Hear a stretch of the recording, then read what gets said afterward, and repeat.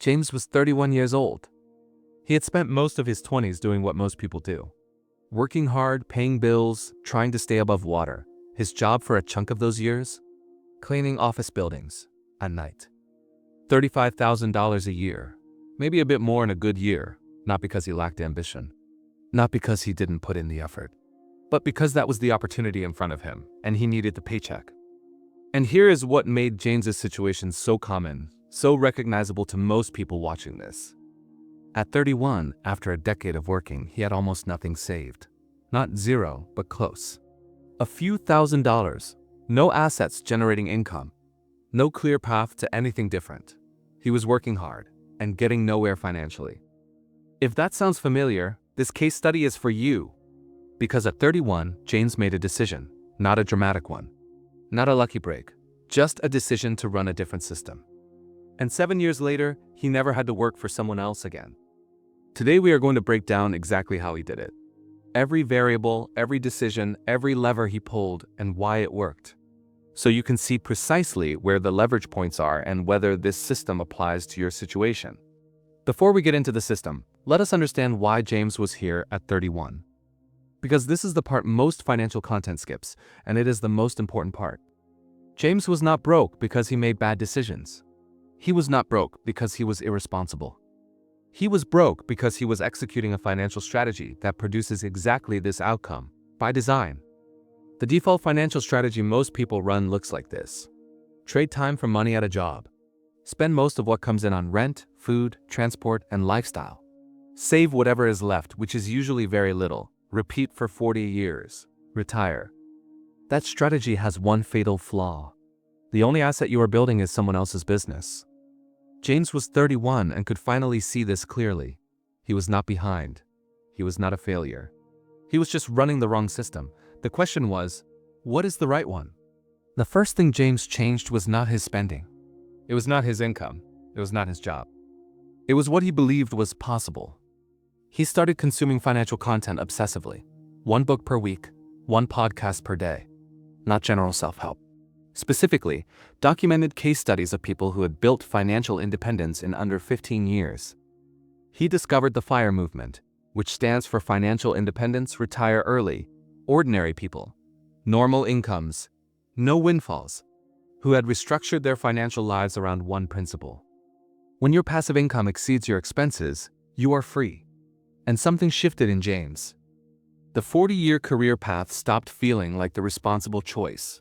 It started feeling like a choice someone makes when they do not know there is another option. This matters because of how behavior actually changes. You do not sustain sacrifice through willpower. You sustain it through a new reference point, a new group of people you are measuring yourself against. James stopped comparing himself to coworkers who were also stuck. He started comparing himself to people who had already gotten out. That gap between where he was and what he now believed was possible became the fuel for everything that followed. Here's where James's strategy diverged sharply from conventional financial advice. Standard retirement planning says save 25 times your annual expenses. For someone spending $40,000 a year, that is $1 million to $1.2 million. At a $35,000 salary, saving aggressively, you are looking at 25 to 30 years. James was already 31. That math put him in his late 50s at best. That was not the answer. So he reframed the target entirely. The goal was not to accumulate enough to never work. The goal was to generate enough income from non-job sources to cover his basic monthly expenses. That is the freedom number. The freedom number equals your monthly baseline expenses. Not lifestyle, not comfort. Baseline, housing, food, transportation, insurance. The floor, the number below which life breaks down. For James, with aggressive cuts, that number was around $1,700 a month. Now the target was not $1.2 million. The target was $1,700 per month from sources that did not require him to trade 40 hours per week. That is a structurally different problem and a much more solvable one. He attacked it from both sides simultaneously. Drive the target lower. Build the income higher. Both at once. On the expense side, he cut everything that was not survival. No dining out. Batch cooked the cheapest meals available. Drove a $5,000 used Honda Civic he could barely sit up straight in. No subscriptions. No upgrades. No lifestyle inflation. Uncomfortable? Yes. Temporary? He told himself absolutely. A defined endpoint. 3 to 5 years of this. Then done. The average American spends 28 to 30% of their income on housing. James decided to spend zero. Here is the mechanism, and this is one of the most underutilized financial tools available to ordinary people in the United States. The FHA loan program allows first-time buyers to purchase a multifamily property of up to 4 units with as little as 3.5% down, as long as they occupy 1 unit as their primary residence. James had been saving aggressively for years toward this one move. When he had enough for the down payment, he purchased a 3-unit property. He moved into 1 unit. He rented the other 2. The rent from those 2 units covered his mortgage entirely. Monthly housing cost, $0. At his income level, housing was likely eating $800 to $1,000 a month. Eliminating that single expense dropped his freedom number from roughly $1,700 a month to under $900. He had just cut the finish line in half. The property was not nice. He renovated it nights and weekends. The neighborhood required thick skin, but James had a frame for it that made it psychologically sustainable. He told himself, this is a 3-year position. I know exactly why I am here and exactly when I am leaving. This is not my life. It is a tool. That mental reframe, treating discomfort as temporary and purposeful rather than indefinite and open-ended, is one of the most important tools in this entire system. He later repeated the strategy with a second property, this time generating positive cash flow. The second property paid him to live there. In 2 moves, James went from spending 28% of his income on housing to being paid to live somewhere. Now the income side. And this is where James, and most people, make mistakes first. The instinct when you need more money is to trade more time for it. Second job, gig work, extra shifts, freelance tasks. James tried some of this early on, and he identified the structural problem quickly. Linear income has a ceiling. You trade 1 hour, you get paid once for that hour. You stop trading time and the income stops. No compounding, no leverage, no improvement in the rate over time. Do gig work for 3 years and you earn the same per hour you earned in year 1. The skill does not compound. The income does not scale. For James to reach his freedom number from income, not just expense reduction, he needed a different model. He needed something where the relationship between time invested and income earned improved over time, where year 5 produced significantly more than year 1 from the same or less time investment.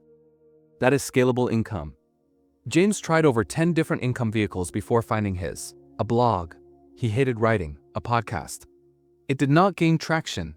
A real estate license. Required constant people interaction, not his strength. Personal training. Physically location dependent. He failed at all of them. And then he found content creation. Year 1, near 0 revenue. Year 2, still almost nothing. Year 3, small but real income starting to emerge. Most people quit somewhere in year 1 or 2. They look at the numbers and conclude it is not working. But James understood the structure of what he was building. Scalable income has a compounding lag. It looks like failure until the skills reach a threshold, and then the income curve bends sharply upward. By year 5, his content income had crossed his freedom number. The thing that produced $0 in year 2 was replacing his full-time income by year 5, while requiring a fraction of the hours. Here is the variable that ties the whole system together, and the one that almost no financial case study covers. James failed at 10 income vehicles. By conventional logic, that is wasted time. It was not. Every failed attempt built a layer of competence that made the next attempt more capable. The blog taught him content structure and how audiences process information. The podcast taught him delivery, pacing, and what holds attention. Real estate taught him negotiation and how money actually moves in transactions. Personal training taught him how to communicate complex ideas simply. When content creation clicked, James was not starting from zero. He was starting from a stacked foundation. 8 years of accumulated skills, all feeding into one vehicle. The content was sharper. The delivery is more confident. The monetization understanding was deeper, because of everything that came before it. If you try something and it fails, you have not lost time. You have banked a skill that will make something else work better. At 38 years old, 7 years after making the decision to run a different system, James stopped working for someone else. Not with $1 million in the bank. Not with a windfall or a lucky break. With a freedom number he had spent years engineering downward, 2 properties eliminating his housing costs, and a scalable income stream that had crossed his baseline monthly expenses, operating roughly 15 to 20 hours per week. And then he kept building, not because he had to, because the goal was never to stop working. The goal was to make work a choice. He travels. He creates. He is present for his family the way he decided, not the way an employer decided for him. From 31 years old and broke, cleaning offices at night, to complete financial autonomy at 38. 7 years. Median income. No degree. No inheritance. No luck. A system applied consistently over time. Let us close with the 5 variables that drove this outcome, because the value of a case study is not the story.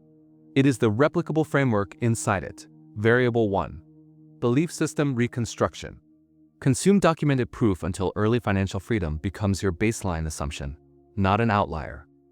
Variable 2. Freedom number recalculation. Replace a net worth target with a monthly income target. Engineer that target aggressively downward. Variable 3.